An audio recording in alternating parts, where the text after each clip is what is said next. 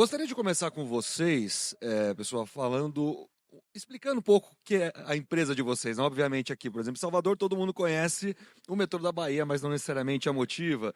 Conhece a Coelba, mas não necessariamente conhece a Neo Energia e a Petro Recôncava, apesar também de ser Salvador, por ser mais, não ter tanto contato direto com o consumidor, também as pessoas não têm tanto conhecimento. Então eu queria começar com você, André, explicar um pouquinho a Motiva e os investimentos que vocês têm aqui no Nordeste. Bom, primeiro, muito obrigado, André, pelo convite, o Brasil Journal, a BNB e o grupo Entre pelo patrocínio. Acho que esses debates, né, essas conversas, né, elas ajudam a dar visibilidade, né, ao que os grupos têm feito e o potencial que o Nordeste tem. Concordo que é um outro Brasil, é um Brasil com muito potencial, muitas oportunidades, muitos desafios. Eu tenho um carinho especial por estar aqui, eu sou soteropolitano de nascimento, o sotaque não traz isso, mas é que eu morei muito tempo no Rio e estou em São Paulo, trabalhando hoje na Motiva. Fui durante muito tempo e aí eu me identifico com um colega do BNB, os colegas do BNB aqui. Fui 16 anos BNDES, então conheço os desafios do microcrédito, financiamento de longo prazo. Quero fazer um pequeno contraponto com relação ao BNDES ser um banco das grandes empresas, né? Ele, mais da metade do crédito hoje já vai para micro e pequenos empreendedores, então fica aqui uma provocação aí de provocar o banco a ser mais ativo aqui. Enfim, estou na Motiva desde mês passado, responsável pela parte de trilhos. A Motiva, para quem não conhece o nome, é um nome relativamente novo, né? É o novo nome de batismo da CCR. Então a gente mudou o nome e a marca no início desse ano para refletir essa visão de multiplataformas. A empresa atua hoje no modal rodoviário. São mais de 4.300 quilômetros sob nossa gestão e, obviamente, com aspirações de expandir esse modal. Temos a plataforma de aeroportos, são 20 aeroportos, 17 no Brasil e 3 no exterior. E tem a minha plataforma, da qual eu sou o CEO, que é a plataforma de trilhos, né? Nós temos os contratos na região metropolitana de São Paulo, operamos metrô e trens urbanos. Para quem conhece São Paulo, as linhas 4, 5, a futura linha 17, que vai ligar Congonhas, né, que é aquele monotrilho que teve a obra parada durante muito tempo, a toda a estrutura de metrô a metroviária de São Paulo, e as linhas 8 e 9, que são trens da CPTM, que iniciamos a operação em 2022. Operamos o VLT do Rio de Janeiro e, com muito orgulho, também o metrô da Bahia. E aí, se puder só dividir uma imagem para quem não é da Bahia, ou para quem é da Bahia e não conhece o metrô. Eu trouxe aqui uma imagem que é muito rica do ponto de vista... O segundo slide, por favor. Da extensão do metrô aqui em Salvador. São 38 quilômetros, 22 estações. É um sistema que está em processo de expansão. O governo do estado está fazendo investimentos, que a gente não consegue ver, né? Tem que virar um pouquinho. Na linha 1, na direção norte, em fase final de finalização de obras e transferência para a nossa operação. E também tem uma extensão do tramo 4, que liga Lapa na direção aqui da Barra. Esse primeiro pedaço vai até Campo Grande. Depois a gente tem mais 2 estações que estão previstas para o futuro, mas a obra já está acontecendo para levar mais 3 estações até Campo Grande, e nós vamos ser os operadores. Vai ser um aditivo ao contrato que a gente tem hoje. Movimentamos, né, transportamos com muito orgulho mais de 400 mil pessoas por dia, o número mais recente, 420 mil pessoas por dia. Os investimentos para botar essa infraestrutura de pé superam 7 bilhões de reais, 2.800 empregos indiretos, 1.300 empregos diretos. Atuamos fortemente junto às comunidades que tocam a nossa infraestrutura, com ações sociais e, acima de tudo, formando mão de obra. Formamos mais de 1.000 colaboradores ao longo desses 11 anos, né, agentes de segurança e condutores de trem. O metrô tem essa vocação, né, de ser um primeiro emprego, de iniciar com funções de menos complexidades e permitir que as pessoas se desenvolvam nas carreiras que tenham mais aptidão.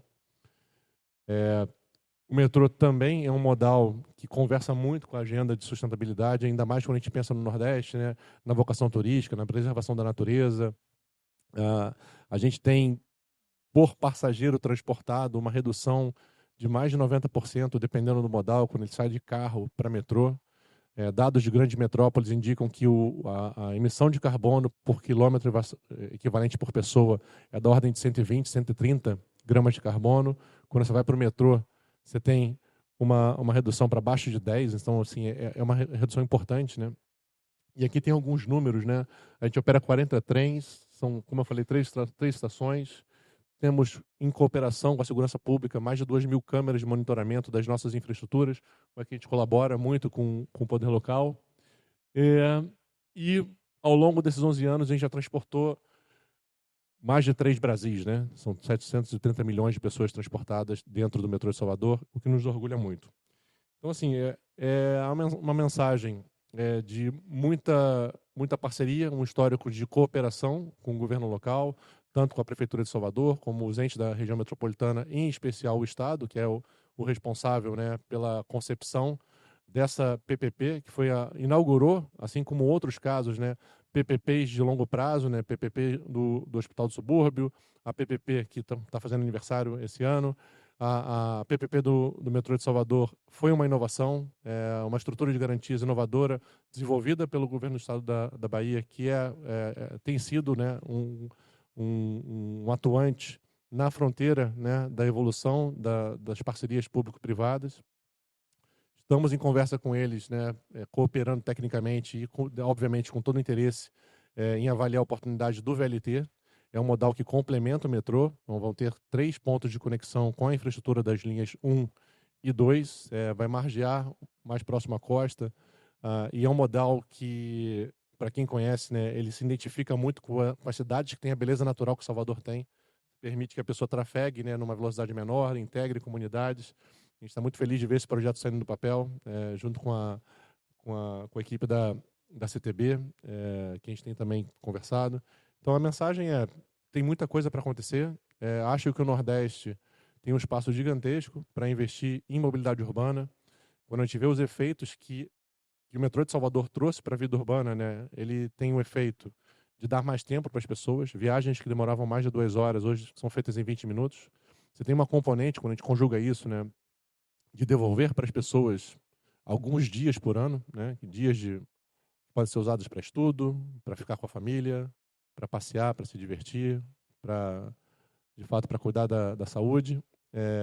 E é uma alavanca social, né? A gente olha para isso e vê que você deixa de ter uma diferença em empregar uma pessoa que mora perto ou uma pessoa que mora a 20 quilômetros do trabalho, tanto do ponto de vista de tempo de deslocamento, quanto do custo. O custo é igual. Então, é uma alavanca de inclusão social, de redução de desigualdade e de abertura de oportunidades para todo mundo. Essa é a minha mensagem inicial, André. Agradecer e colocar aqui à disposição para perguntas. É um prazer estar com vocês aqui hoje. Tiago, vamos seguir aqui a ordem. Energia aqui é das principais forças, né, do Nordeste. Queria que você falasse um pouquinho aqui até dos investimentos também. Anunciaram um plano de investimentos bilionário aqui para a região. Queria que também você comentasse um pouco sobre isso. Bom, bom dia a todos. Primeiro, também um grande prazer estar aqui nesse painel, falando do Nordeste, falando da infraestrutura.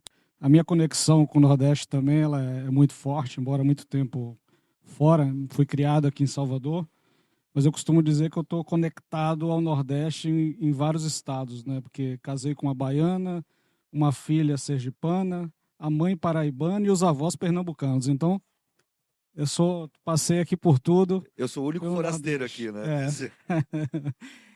Bom, na energia nós fazemos parte de um grupo, né? O nosso acionista de referência é um grupo global, a Iberdrola. É um dos maiores do mundo no setor de energia e líder em transição energética. No Brasil, a Neoenergia é o principal veículo de investimento do grupo.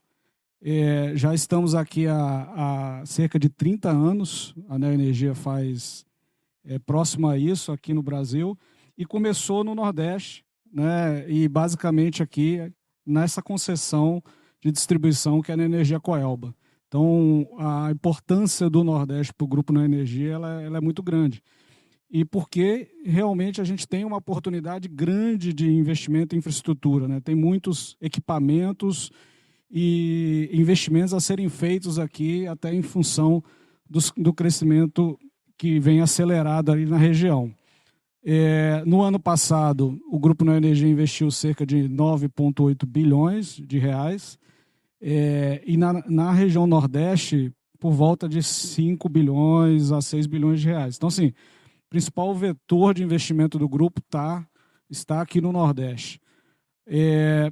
A projeção para os próximos anos, investimento em infraestrutura elétrica para a região, ela deve girar aí de 24 até 27, né, que é o nosso quadriênio. 24 a gente realizou e até 27, cerca de 19 bilhões no Nordeste. Né, de todo o investimento que o grupo vai fazer, cerca de 19 bilhões serão aqui para essas regiões, para esses estados aqui do Nordeste. E aqui a gente tem muita oportunidade de crescimento de infraestrutura energética.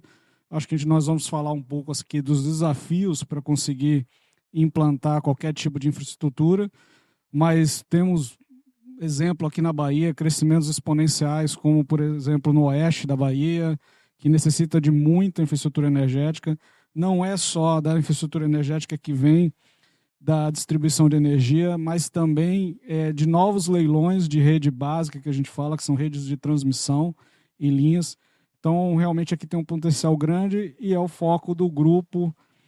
Temos outras concessões no sudeste do país, mas aqui realmente é um foco prioritário, dado o potencial de crescimento.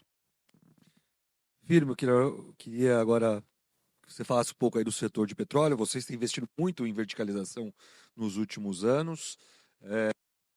Traz ali um panorama da Petrocôncavo, mas também ali do mercado do Nordeste como um todo. Afinal, vocês não têm nem como sair do Nordeste, né? O petróleo está aqui.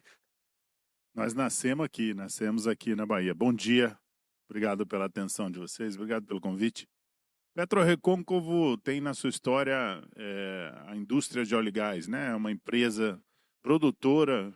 Aqui a gente tem um conceito de produção chamado de produtor independente de óleo e gás.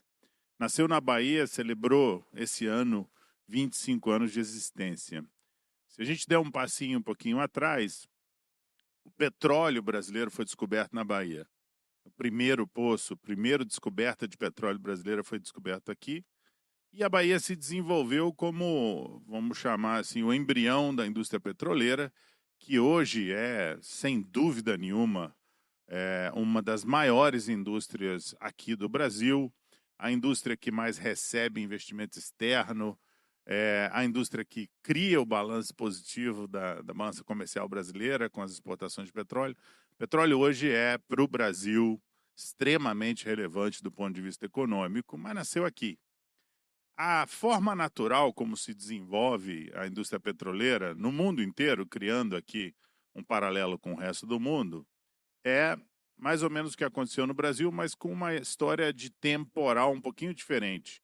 As grandes empresas, a gente chama de as majors, né? Petrobras, Shell, BP. Essas empresas, elas descobrem e desenvolvem o que a gente chama de bacia sedimentar primeiro.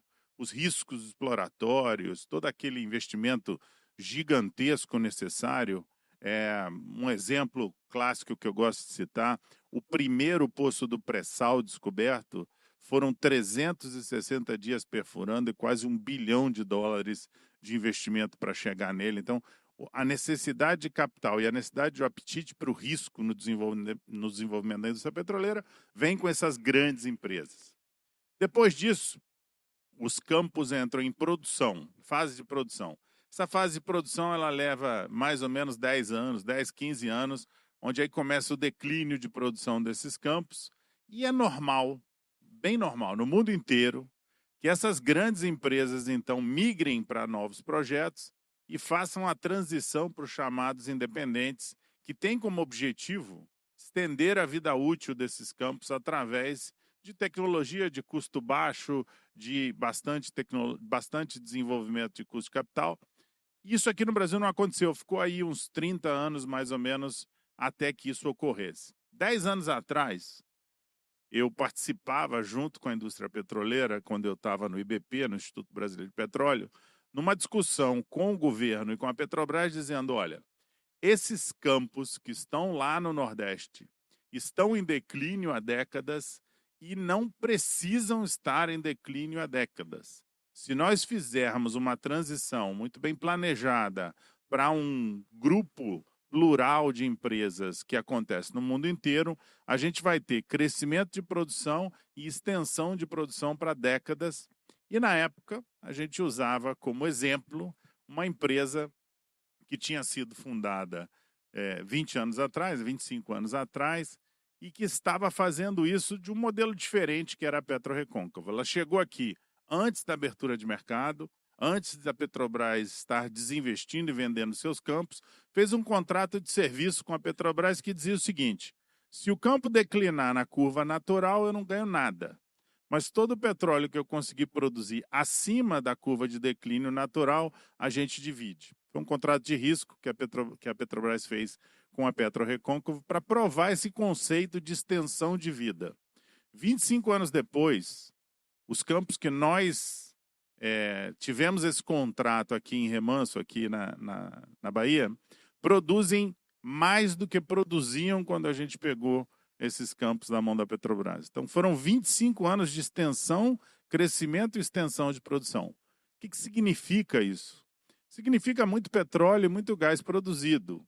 Essa forma de produzir é uma forma considerada, conhecida no mundo, chamado de produção secundária, onde o que você faz é espremer a rocha um pouco mais, obviamente que não é espremer, mas esse é o conceito, para trazer mais petróleo. O normal num campo de petróleo, pega o pré-sal aí, depois de 20 anos produzindo, não teremos produzido mais do que 20, 25, 30% do petróleo lá de baixo. Então é a mesma coisa aqui, depois de décadas produzindo, esses campos ainda estavam com um fator de recuperação de 20, 22%, e nossa forma de trabalhar vai levar isso a 40, 45%.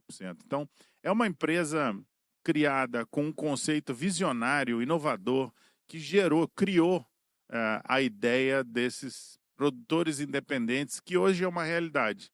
10 anos depois daquela discussão, a Petrobras fez esse desinvestimento, uma série de empresas, hoje tem mais ou menos 30 empresas foram criadas e estão desenvolvendo esses campos. O que isso trouxe?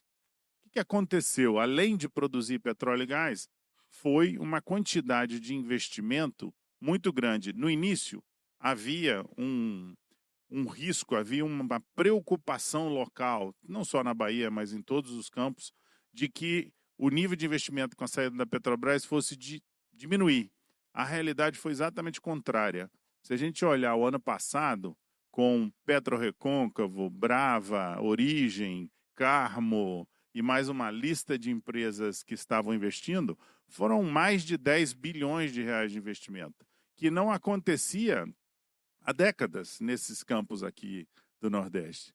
A nossa atuação, ela tem o que a gente chamava na época, uma teoria e agora é visto, uma capilaridade de investimento muito interessante, que é a capacidade de investir lá no interior, lá na cidade mais longínqua, porque os campos são desenvolvidos assim, eles estão todos no interior, tanto daqui da Bahia quanto do Rio Grande do Norte, como os outros estados do Nordeste. Então, é uma indústria que tem uma teoria de investimento muito interessante, que agora está comprovada, principalmente nos últimos anos com a abertura de mercado, que tem esse poder de investir volumes muito grandes de dinheiro para a produção de petróleo, que indica perfuração de poço, completação de poço, desenvolvimento de superfície, desenvolvimento de linha, mas que injeta na economia local uma quantidade de dinheiro inimaginável para outras indústrias. Então, a nossa história é uma história de extensão de campos, de vida de campos,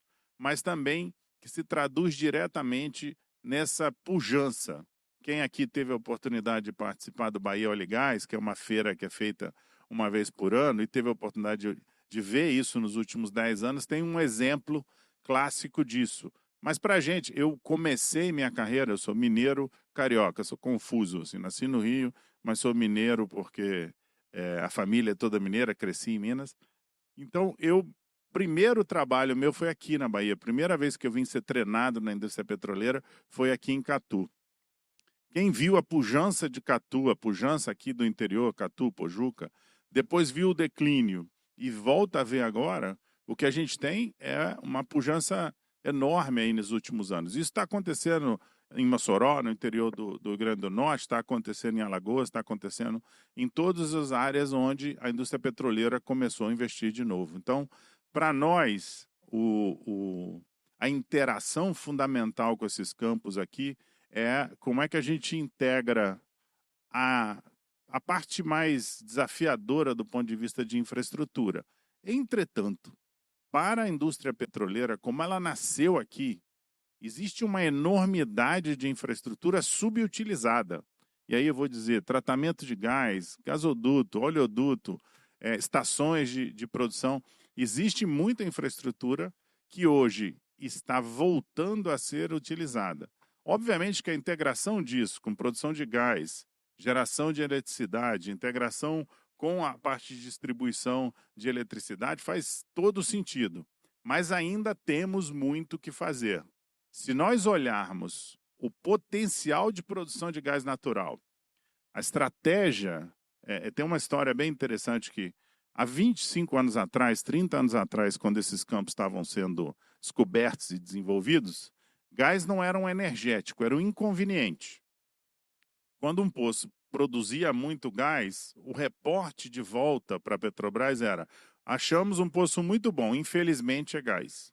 E aí o poço era abandonado. Era essa a perspectiva, porque o gás realmente era um problema. Hoje a gente tem uma indústria de gás que está em transformação no Brasil, que está cada dia mais pujante, com projetos de gás nascendo todos os dias, de distribuição de micro-LNG, a gás para ser utilizado em fertilizante. O Brasil tem aí um país agrícola que importa 90%, 87% de todo o seu fertilizante de base nitrogenada por causa do preço de gás muito alto. Então, nós temos aí um trabalho gigantesco.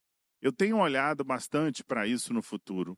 A PetroRecôncavo tem uma estratégia de produzir bastante gás. A gente está com 40% da nossa produção já é gás. Essa já é uma decisão estratégica para nós, mas os campos a serem desenvolvidos, principalmente aqui na Bahia, no famoso Miranga Profundo, que são os campos que a Petrobras descobriu e não desenvolveu, eles têm um potencial transformador do ponto de vista industrial aqui para a Bahia. Porque nós podemos desenvolver esse gás, trazer abundância de gás natural aqui para que ele seja diretamente conectado à indústria, não só na geração termoelétrica, na geração de eletricidade, mas também na pujança econômica que a Bahia quer restabelecer aqui no polo petroquímico, que é uma das integrações mais interessantes que o Brasil tem, disponível, que a gente precisa desenvolver na próxima década. Então, eu vejo a participação da PetroRecôncavo, obviamente, fundamental na extensão desses campos, na geração de emprego e renda. A gente emprega, entre diretos e indiretos e efeito renda, mais de 20 mil pessoas, entre aqui e o Rio Grande do Norte. Então, é uma pujança econômica muito grande. É engraçado, eu ouço de alguns prefeitos: eu sei a sua atividade econômica, eu sei o número de sondas que você tem quando eu vou na feira no sábado à tarde ou sábado de manhã. Eu vejo a pujança na minha cidade, e isso é muito relevante. Nossas avaliações mostram IDEB melhor, mostram IDH melhor, mostram mortalidade infantil menor, todo o efeito da indústria petroleira nessas cidades, e a gente tem muito orgulho de fazer isso. Agora, o sonho é continuar crescendo e fazer com que esses campos, nas próximas décadas, produzam ainda mais. Esse é o grande desafio, mas também o nível de investimento que nós faremos. É um investimento perene, todo ano tem que ocorrer, não pode parar. Se parar, a produção cai. Nós somos condenados a investir todo ano. Essa é a nossa principal desafio, mas também a nossa principal especialização. Investir todo ano na produção de petróleo e gás para que a gente mantenha a vida desses campos nas próximas décadas. Perfeito. Então vamos lá, gente. Queria puxar um pouco agora também para o assunto, né, dessa criação de hubs logísticos aqui o Nordeste como um todo, como um hub logístico, mas também aí cada estado com sua fortaleza.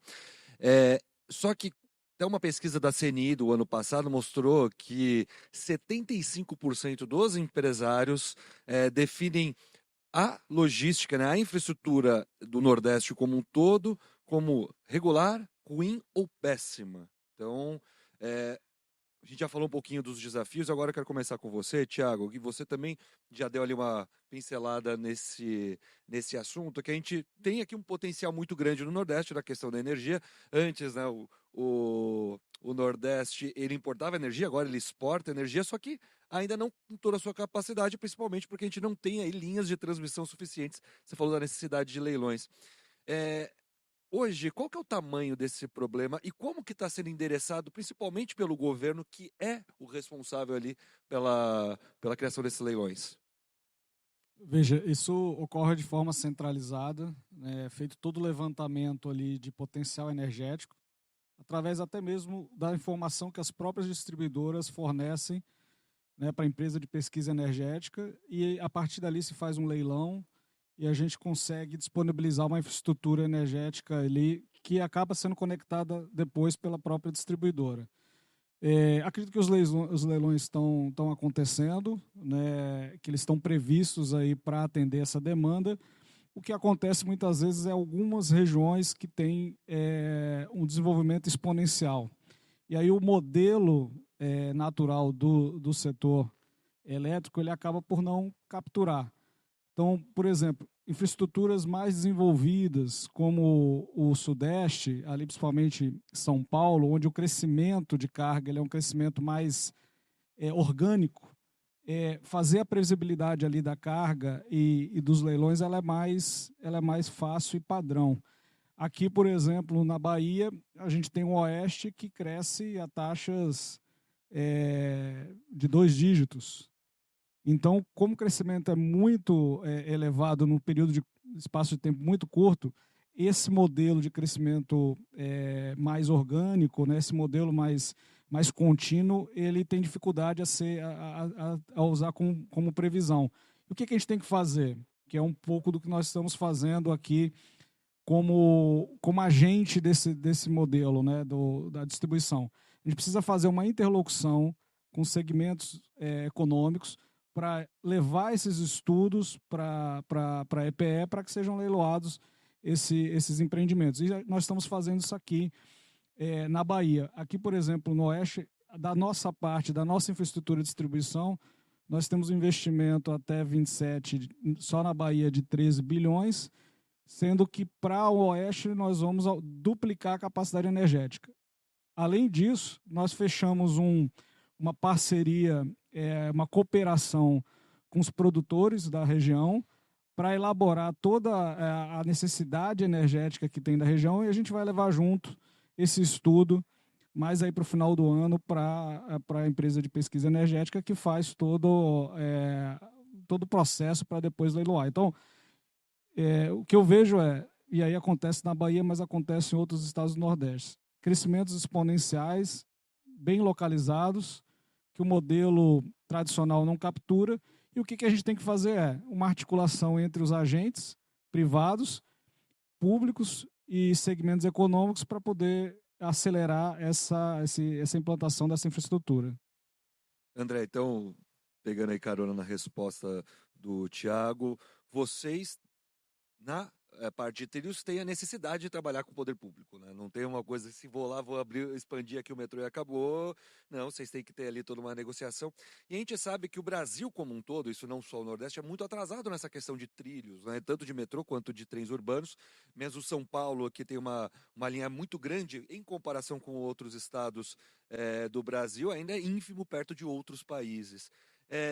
Como que você tem sentido? Tudo bem que você chegou agora também, mas que o pessoal da Motiva antiga CCR tem falado até sobre essa discussão de expansão dessas linhas urbanas dentro do Nordeste, principalmente. Está tendo ali uma discussão mais acelerada? Os projetos estão caminhando mais rápido? Você falou até de uma discussão com o VLT aqui de Salvador. Como que está ali a adesão dos governos para esse tipo de discussão e como destravar esses investimentos? Excelente ponto. Assim, fazendo só um gancho com a questão logística, né?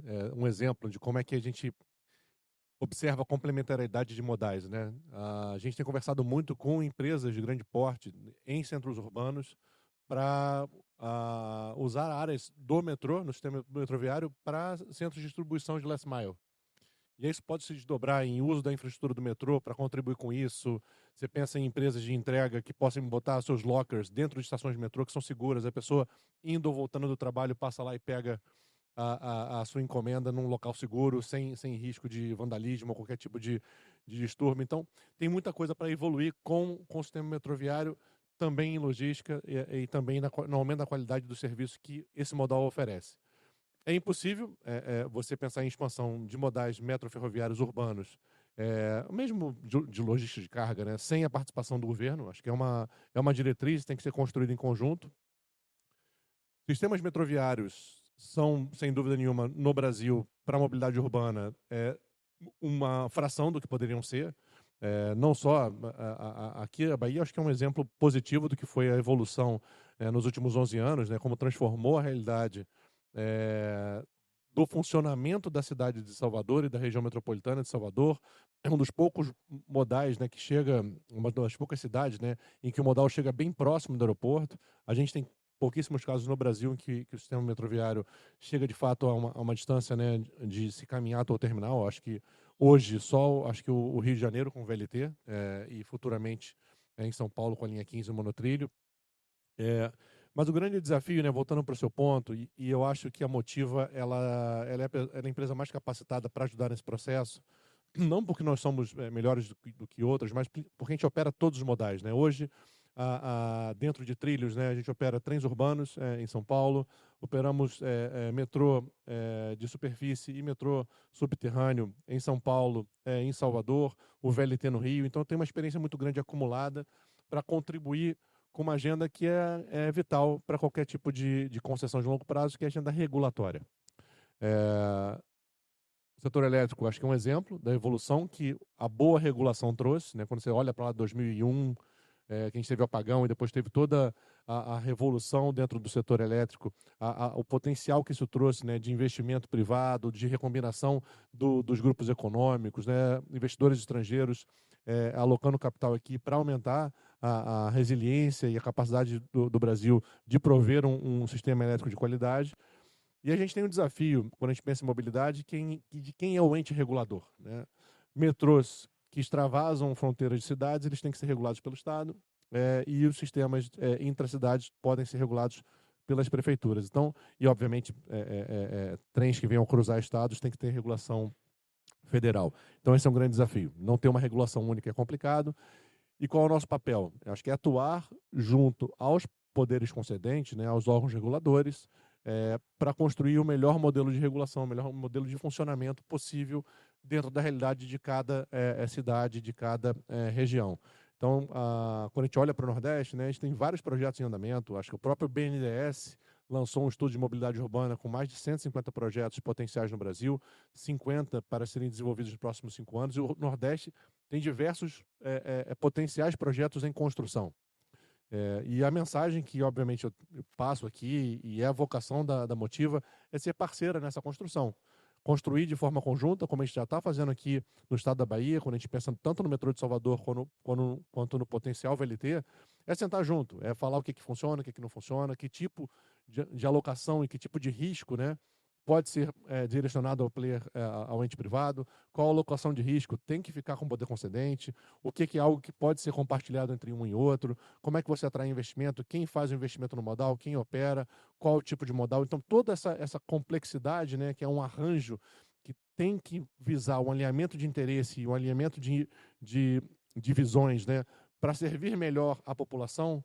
Isso nasce no contrato, né? Na concepção da consulta pública, na concepção do modal, na concepção do design, na concepção da solução técnica. Isso tudo ele precede qualquer investimento. Então, essa jornada, né? Quando a gente pensa numa jornada de ter o trem funcionando, servindo as pessoas, ela começa alguns anos antes na concepção do como fazer e por que fazer. Então, esse nascimento, né? E aí, pegando o gancho, BID, BNDES, tem diversos organismos multilaterais que podem ajudar nessa modelagem. Os players privados, nós incluídos, sem dúvida alguma, podem ajudar na modelagem. Então, os entes, né, tomadores de decisão, municipais e estaduais, busquem, né, a interlocução, busquem abrir conversas nesse sentido, porque tem muitos aprendizados, né, acumulados que podem ajudar a não errar, cometer os erros do passado que foram feitos em outros lugares. Firmo, queria puxar com você essa parte de regulação. Hoje, a regulação do setor de óleo e gás, depois de marco legal do gás, obviamente depois ali também da desestatização dos poços, é, hoje ela é boa, ela precisa ter melhorias, e como vocês até estão utilizando a infraestrutura para reduzir o impacto. Por exemplo, hoje a gente está numa das mínimas do preço do petróleo. O quanto que a infraestrutura, principalmente aqui da região, tem que melhorar para diluir esses riscos, esses impactos, por exemplo, que o petróleo está tendo, no preço que o petróleo está tendo na operação de vocês? No ambiente regulado, você não vai ver ninguém que trabalha com a regulação elogiando a regulação, não. Então, acho que... Mas eu posso te O dizer... André elogiou a de vocês, né? Mas acho que a dele não vai elogiar. Pelo menos eu posso te dizer o seguinte: o que foi feito de 2016 até agora foi extraordinário. O avanço regulatório, eu tenho um mentor na indústria de óleo e gás, Jorge Camargo, que usa a retirada do entulho regulatório que a gente tirou nesses últimos anos, foi fundamental para o avanço que a gente está vendo da indústria petroleira brasileira, fundamentalmente, principalmente de Campo Maduro, principalmente aquilo que a gente está vendo da criação das companhias das júniors, chamadas das independentes. Então, existe um avanço extraordinário, a mudança da lei do gás, a capacidade que nós estamos tendo agora de gerar projetos de gás para o Brasil. O Brasil meio que perdeu uma gigantesca oportunidade de industrialização, de usar o seu gás. A última década de produção brasileira, o gás dobrou. Dobramos a capacidade de produção de gás no Brasil, mas a utilização disso foi de 15%. O restante foi todo reinjetado no reservatório. Então, o Brasil perdeu aí uma boa oportunidade de utilizar mais esse gás. Isso foi corrigido, o ambiente foi regulado, foi desassociado, os monopólios foram abertos e hoje a gente tem aí uma série de atores que estão melhorando, principalmente o que diz respeito ao negócio de gás brasileiro. Então, isso é muito positivo, tem muita coisa positiva na regulação que foram avanços positivos. O que a gente busca e qual que é o nosso principal papel? Nós, diferente de outros setores, que a infraestrutura depende muito do poder público, aqui a infraestrutura é toda desenvolvida com capital privado, toda, 100%. É natural. Nós acabamos de tomar uma decisão, por exemplo, que a gente vai investir em gás aqui na Bahia na próxima década e vamos, então, investir numa planta de tratamento nossa, porque hoje o que a gente usa é um serviço da Petrobras e a gente quer ter a nossa própria planta de tratamento. Essa decisão de investimento, o negócio e o projeto, a rentabilidade dela e o financiamento dela é todo privado.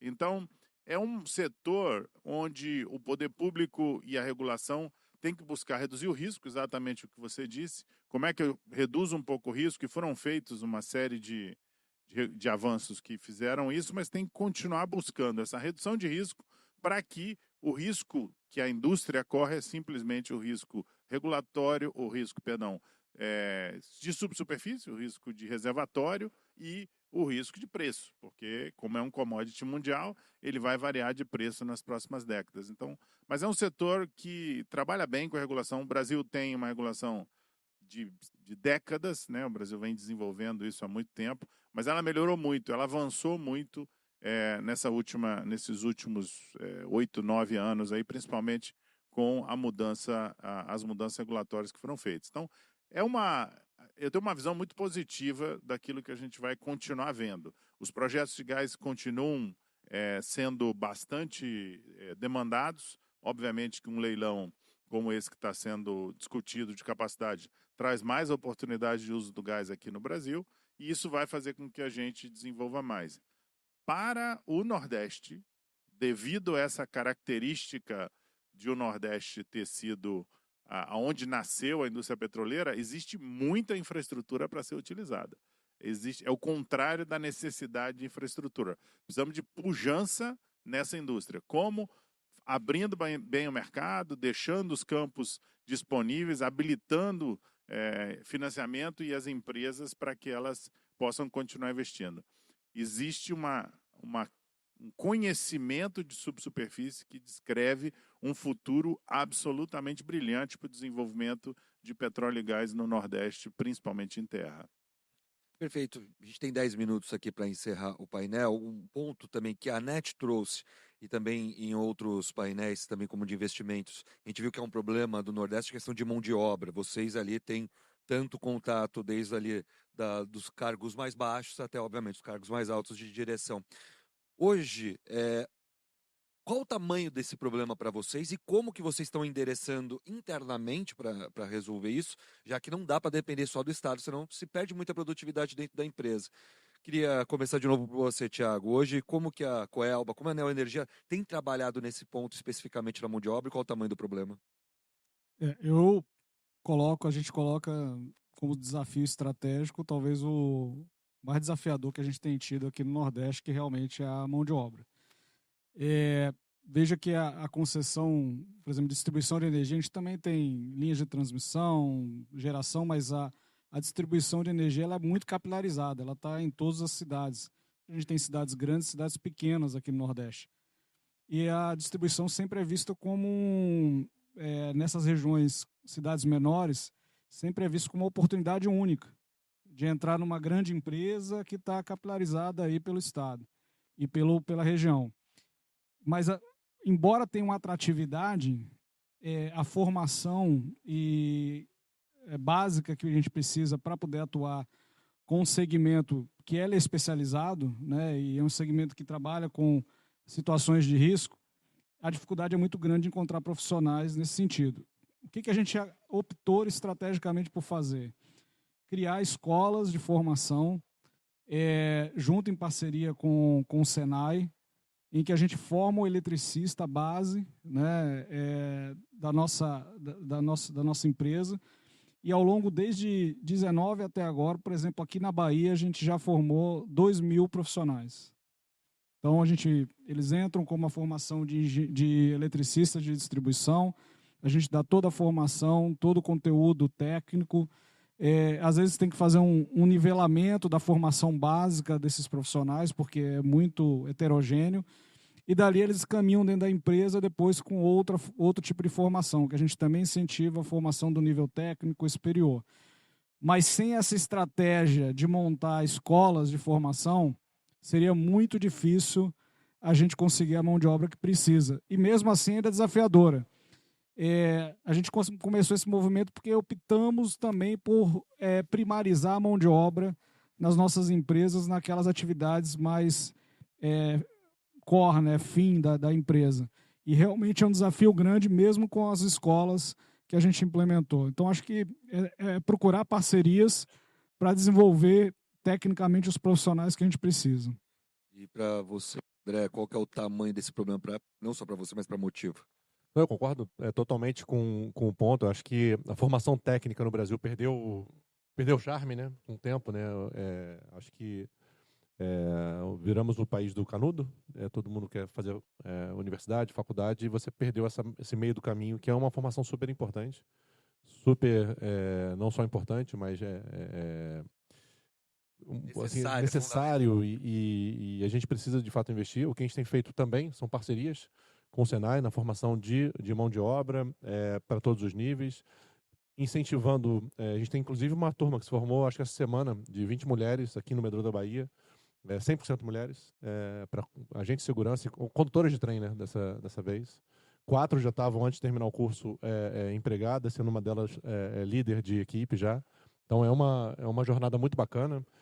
Também temos dentro da Motiva, né, uma visão mais de primarizar a mão de obra. Acho que você tem mais controle, mais gestão, você consegue alinhar em visões de longo prazo, garantir qualidade, né, controlar o ciclo completo, né, de entrega. É um serviço, né, que é percebido pelo cliente, é muito sensível, né, ao contato com o cliente. Então, isso é algo que a gente valoriza demais, né, a percepção e a experiência do cliente nessa jornada. Uma preocupação que eu acho que nos afeta, não sei como é que estão a parte de energia e a parte de petróleo, é a cadeia de fornecedores, né? Tanto de obra pesada quanto de serviços em geral. A gente teve uma desestruturação das cadeias produtivas associadas a grandes obras, né, obras mais complexas e obras também com menos complexidade, e isso tem criado um certo estrangulamento, né? São Paulo com menos dificuldade, porque acaba que tem um pouco mais de atividade econômica, mas em outros lugares você vê um pouco mais de dificuldade de achar bons profissionais, né, com experiência, com capacitação para entregar. E aí eu acho que, além da formação de mão de obra, né, que eu acho que sem dúvida alguma é a preocupação de todos nós, né, pessoas são o que nos leva de fato entregar alguma coisa de qualidade, eficiência, inovação, tecnologia, modernização de serviços, tem a previsibilidade. Eu acho que a pior coisa que pode acontecer para qualquer empresário é você não ter uma visão de futuro que te permita se planejar. E aí o Brasil não foi tão legal com o mundo empresarial nos últimos 10 anos. A gente teve muito soluço, muitas idas e vindas, né? Políticas públicas que não têm continuidade. E isso prejudica muito o planejamento das empresas, né? Desmobilização de mão de obra. É um engenheiro que vai trabalhar como operador de aplicativo. Enfim, tem diversas razões da gente estar vivendo esse apagão de mão de obra. Eventualmente até políticas públicas, né, que tem que ser melhor ajustadas, em especial na parte de transferência de rendas. Tem uma oportunidade muito bacana no país agora, né, com o desemprego em queda, de você de fato poder estimular mais que essa mão de obra com grande potencial de atividade econômica, né, de entregar de fato qualidade, volte ao mercado de trabalho e ajude o Brasil de fato a destravar esse potencial de desenvolvimento que a gente tem e que a gente está sofrendo hoje para ganhar essa atração. Então, acho que é um apanhado de coisas, assim, políticas públicas alinhadas com a realidade do país e continuidade, previsibilidade para que a gente possa, de fato, investir em mão de obra e não desmobilizá-las no tempo. Firmo para vocês, que é ainda mais específico, né? Eu vou destoar um pouco aqui, eu acho. Para nós, na nossa indústria, o Nordeste é um exportador de talento. 35 anos atrás, eu vim ser treinado aqui. A indústria nasceu aqui e exporta muito talento daqui. Obviamente, desenvolvimento de pessoas é um desafio em qualquer lugar do mundo que você for trabalhar numa empresa, desenvolver gente boa, desenvolver seus talentos é um desafio e demanda, mas o Nordeste tem um pool de talentos extraordinário, principalmente na área técnica. O Senai Cimatec aqui da Bahia é o melhor do Brasil, vou falar sem medo de errar. E a capacidade que nós temos aqui de gerar não só mão de obra básica técnica, mas investir em pesquisa, desenvolvimento, inovação. Eu sou fã de carteirinha aqui da capacidade do talento que a gente pode extrair daqui e aprendi e recebi talentos vindo daqui, onde eu operei anteriormente. Hoje, obviamente, olhando para frente, a gente depende de desenvolver. Nós temos um país cuja educação é um dos grandes desafios, né, de você fazer isso, e aí acho que as ideias de parceria aqui são absolutamente necessárias em qualquer lugar do Brasil que você operar, seja Nordeste, seja Sudeste, seja Sul. Aonde você operar no Brasil hoje, você vai ter que desenvolver junto à sua empresa algumas parcerias que vão trazer os melhores talentos, porque a gente compete com tudo. A gente está competindo com o mundo da internet, tá? Agora vai competir com o mundo da inteligência artificial para atrair esses talentos.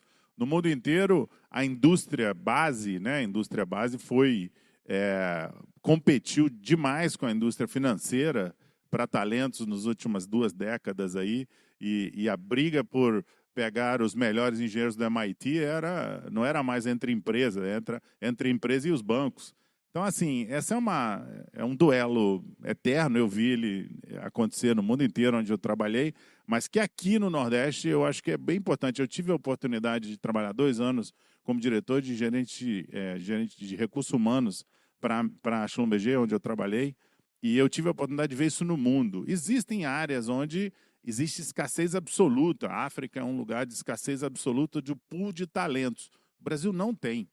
Nossa escola técnica e nossas universidades produzem uma quantidade muito grande de talentos. Como ajudar esses talentos a se formarem no caminho correto para as suas necessidades, acho que é quase um segredo industrial de cada um de nós para poder formar os melhores talentos. Mas eu sou, assim, a minha perspectiva do ponto de vista de mão de obra é que o Nordeste oferece para nós uma exportação de talentos. Se olhar, se for para se for para Macaé, se você for para as operações offshore, as operações do pré-sal, você vai encontrar uma enorme quantidade em todos os níveis, do nível técnico ao nível gerencial, muita gente que saiu daqui, que foi formada aqui. Então, para a nossa indústria, é bem pujante o pool de talentos aqui do Nordeste.